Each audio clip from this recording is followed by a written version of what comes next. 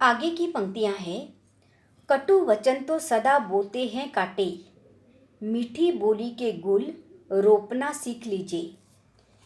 यहाँ पर कवि कह रहे हैं कि कभी भी किसी के लिए कड़वे शब्द का प्रयोग नहीं करना चाहिए, तीखे शब्द का प्रयोग नहीं करना चाहिए, क्योंकि वह कांटे की तरह होते हैं। दिखते नहीं है लेकिन कांटों की तरह ही उसकी चुभन महसूस होती है।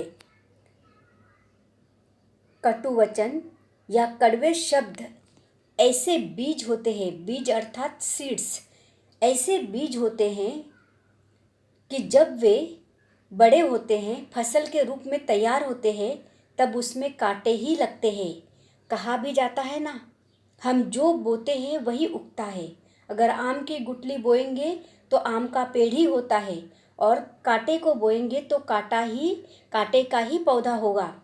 इसलिए जिस तरीके से हम बोलेंगे, हमें उसका प्रत्युत्तर भी उसी तरीके का रहेगा।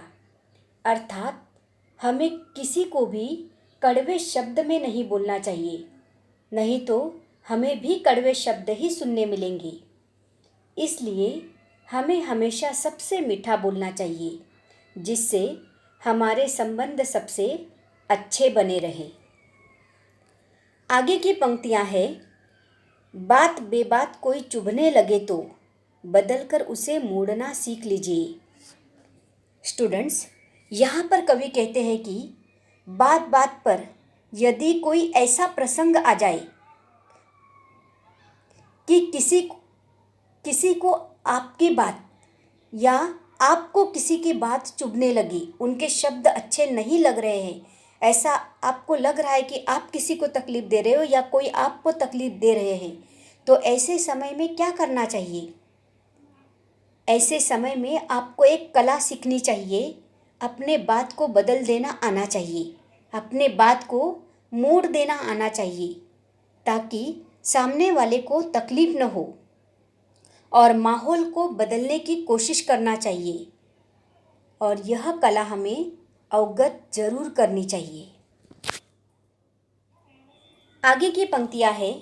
ये किसने कहा, होंठ सीकर के बैठो, ज़रूरत पे मुंह खोलना सीख लीजिए। कवि कहते हैं कि कौन कहता है कि हर वक्त आपको चुप ही रहना चाहिए? नहीं, जहाँ ज़रूरत है वहाँ पर आपको बोलना चाहिए। इस बात का हमें ध्यान रखना चाहिए कि अगर हमारे साथ या हमारे आसपास कोई अनुचित व्यवहार हो रहा हो, कोई गलत काम हो रहा हो, अन्याय या अत्याचार हो रहा हो, तो हमें चुप नहीं रहना चाहिए। उस वक्त हमें बोलने आना चाहिए, उस वक्त हमें बोलना चाहिए। अगर उस वक्त भी हम नहीं बोले तो हम खुद अन्यायी साबित होंगे। तो हमें ऐसे समय डटकर मुकाबला भी करना चाहिए और अन्याय के खिलाफ आवाज़ भी उठानी चाहिए। स्टूडेंट्स, इस कविता से हमें यह सीख मिलती है कि हमें प्यार के साथ रहना चाहिए, मधुर वचन बोलने आना चाहिए, आवश्यकता पड़ने पर बोलने भी आना चाहिए, और जहाँ ज़रूरत न हो वहाँ चुप भी रहने आना चाहिए। कुछ भी कहने से पहले हमें सोच विचार करके ही बोलना चाहिए। इन्हीं गुणों को कवि ने हमें अपने में अपनाने की प्रेरणा दी है।